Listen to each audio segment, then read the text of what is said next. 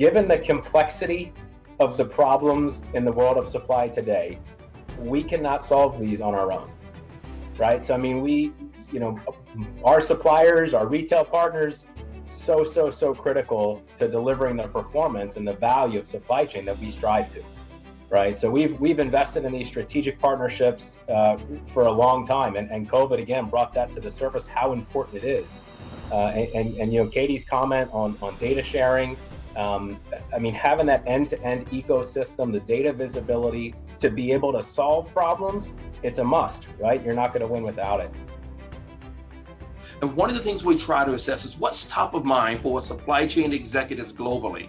And you look at these top 5, number 1 is probably not surprising when we think about hiring and trying to retain qualified talent. And that has been a topic of the day, as we have heard multiple times.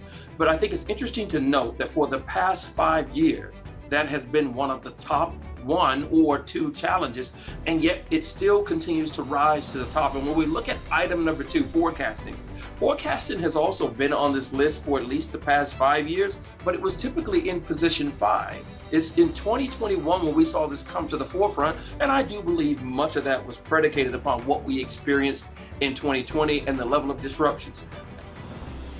I think of 2 main things. First is capacity and the link to people. So, given what we've learned over the last few years, and as a retailer, our growth rates are changing substantially.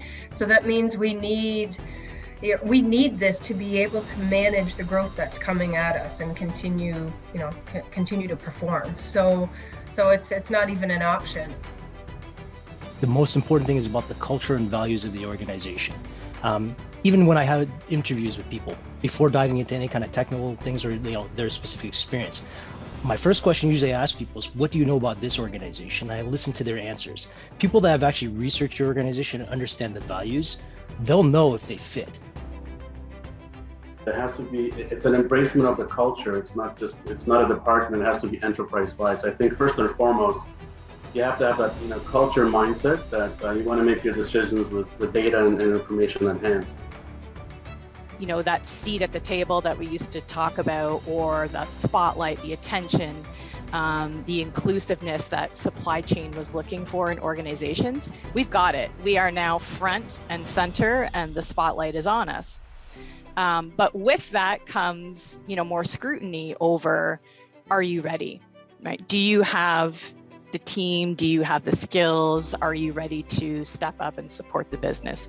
So when we talk about digital transformation, the tools and the technologies are obviously very important and are core to success, but you can't just plug things in and think it's going to solve all your problems. You have to have the skill set and the team and engaged individuals that are ready to step up and support that. Being an optimist, everywhere human beings are making decisions is an opportunity potentially to leverage analytics. It can definitely be scary, kind of like you're handing the car keys to a stranger. But I think realizing that we're just making a program that mimics the way that we're already making decisions by intuition, it makes it a lot more approachable.